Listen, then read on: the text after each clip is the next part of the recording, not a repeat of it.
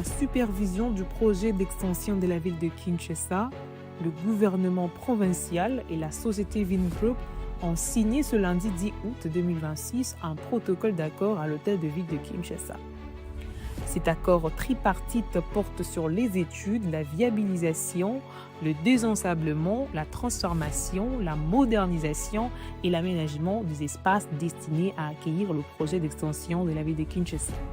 L'accord vise à accélérer la mise en œuvre des infrastructures et à contribuer à la modernisation du cadre de vie des populations quinoises. Le gouverneur de la ville de Kinshasa, Daniel Bumba Lubaki, se réjouit de cet accord et s'est montré optimiste quant à l'avenir de la capitale devenue préoccupante à cause de sa montée démographique et de sa promiscuité.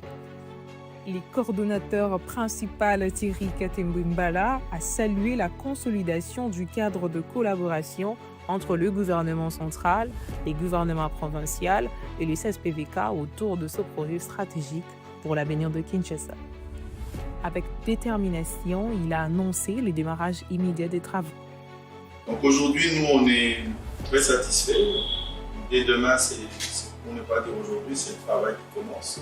On a placé un petit programme de travail pour cette semaine qui devrait nous permettre très rapidement de transmettre une feuille de route avec les différentes propositions parce que c'est transversal. Il y a plusieurs intervenants. Il y a l'environnement, il y a les affaires foncières, il y a l'urbanisme, il y a la ville, il y a la sécurité, il y a plusieurs intervenants.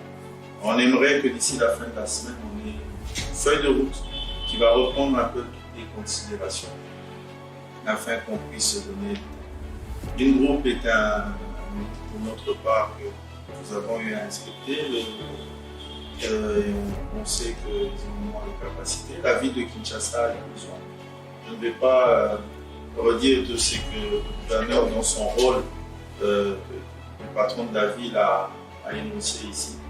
Nous sommes dans une nécessité, mais je peux aller sur des parties purement urbanistiques. Aujourd'hui, on maintient ce déficit de 4 millions de logements pour la RDC dans son entièreté.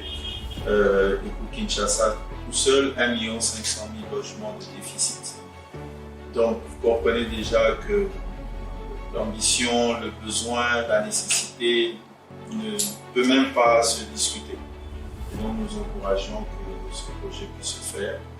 Et je confirme que c'était le premier axe du programme du gouverneur. Donc, aujourd'hui, je crois qu'il y a une suite logique. Merci à tous de nous avoir suivis. Aimez et abonnez-vous massivement à notre chaîne YouTube Tribeca Media. Au revoir et à la prochaine.